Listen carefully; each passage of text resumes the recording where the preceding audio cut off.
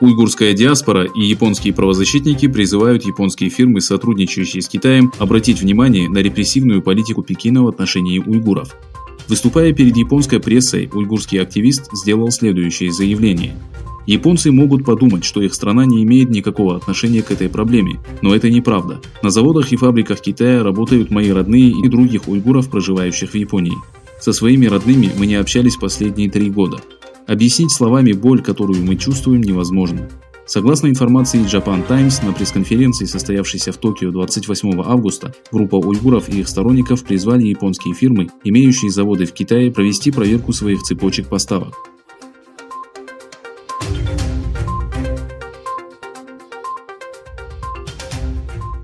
Уйгурской молодежи, которая намеревалась осведомить жителей Анкары о репрессиях и геноциде, совершаемых Китаем в Восточном Туркестане, а также поделиться информацией о своих родственниках, заключенных в концентрационные лагеря, был запрещен въезд в столицу.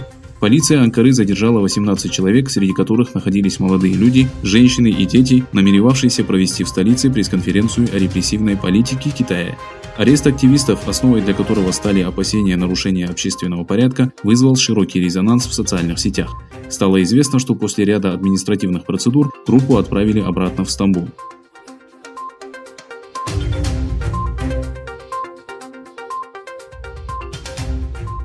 В Гонконге снова прошли демонстрации против отсрочки выборов в Законодательный совет. Между демонстрантами и полицией, которая приняла строгие меры по сохранению безопасности в регионе, произошла стычка. По обвинению в незаконной организации митинга задержаны 289 демонстрантов. Десятки тысяч жителей Гонконга выступили против переноса выборов в Законодательное собрание на следующий год. Демонстранты прошли по улицам Гонконга под лозунгом «Освободи Гонконг», неся антиправительственные транспаранты. После столкновения с полицией, которая применила слезоточивый газ, разъяренные протестующие атаковали правоохранителей бутылками с водой. Улицы Гонконга превратились в поле битвы.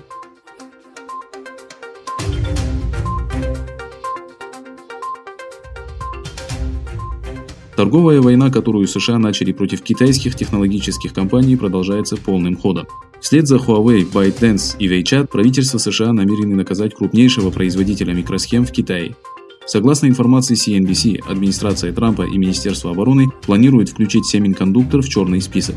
В отношении компаний, которые вошли в данный список, налагаются экспортные ограничения.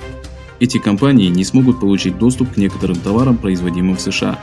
Министерство обороны в настоящее время работает над вопросом о включении Semiconductor в черный список Министерства торговли. Затем мы займемся детальным рассмотрением экспортной истории компании, заявил представитель Министерства обороны.